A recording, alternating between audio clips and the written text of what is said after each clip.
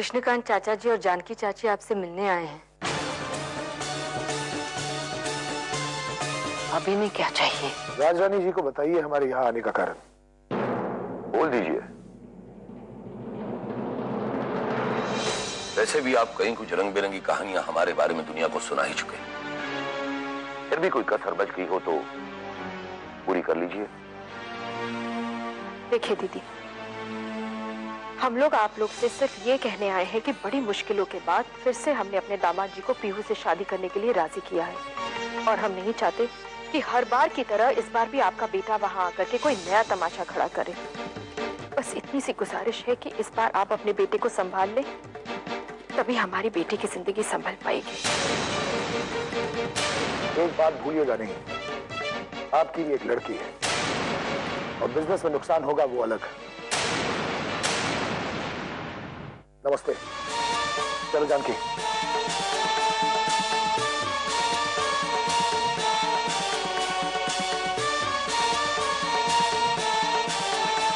राजरानी जी, मैं आपसे सिर्फ इतना ही कहना चाहूंगा कि साम दाम दंड भेद जहां जिसका इस्तेमाल कर सके कीजिए, पर एक बात याद रहे, इस बार पीयू की शादी में रुद्र कोई तमाशा खड़ा कर न पाए।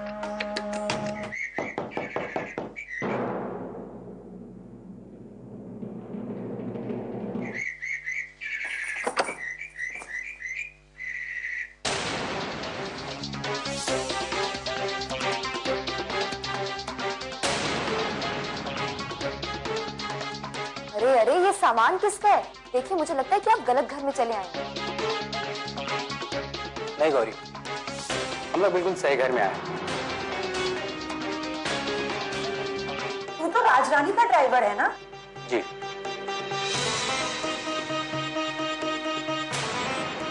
उसने ये सामान क्यों भिजवाया? भिजवाया नहीं, मैं खुद लेकर आई हूँ। और ये सामान लाने की वजह? आपके नातिन ने मेरे बेटे को ढूंढने में जो हमारी मदद की है, उसके आगे तो ये कुछ भी नहीं है। मैं चाहती हूँ कि तू मेरी थोड़ी सी मदद और कर दे, क्योंकि मेरा बेटा आजकल मुझसे ज्यादा तेरी बात सुनता है। इसलिए मैं चाहती हूँ कि तू अपनी जबान में मेरी बात उसे समझा। देखिए, आप क्या सोचकर यहाँ आई हैं ये मैं नहीं जानती, लेकिन मैं इतना जरूर जान चुकी हूँ कि ये सब आप इसलिए नहीं लेकर आई क्योंकि रुद्र को ढूंढने में मैंने आपकी मदद की, बल्कि वैसे तू है बड़ी समझदार। दरअसल मुझे तेरी थोड़ी मदद चाहिए। पीहू के घर वालों ने उसकी शादी अभय के साथ उसी तारीख को तय की है जो तारीख उसने उस चिट्ठी में लिखकर उस चिट्ठी को रुद्र तक पहुंचाने के लिए तुझे दी थी। अब अगर वो चाहते हैं कि पीहू की शादी रुद्र के साथ नहीं बल्कि अभय के साथ हो, हम क्या कर सकते हैं? लेकिन ऐसे हालात में एक तू ही है जो रुद्र को संभाल सकती है। तू ही है जो उसे तमाशा करने से रोक सकती है ताकि अभय और पीहू की शादी बिना किसी परेशानी के हो जाए। मैं रुद्र के साथ ऐसा कुछ भी नहीं करूंगी। अब क्या चाहती हैं? फिर से उसी भूल को दोहराऊं मैं? नहीं, माफ कीजिए मुझे।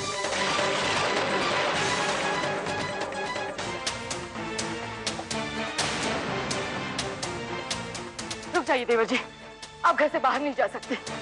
भाभी, एक आप ही हैं जो मेरे मन की बात समझती और आप भी मुझे रोक रही हैं।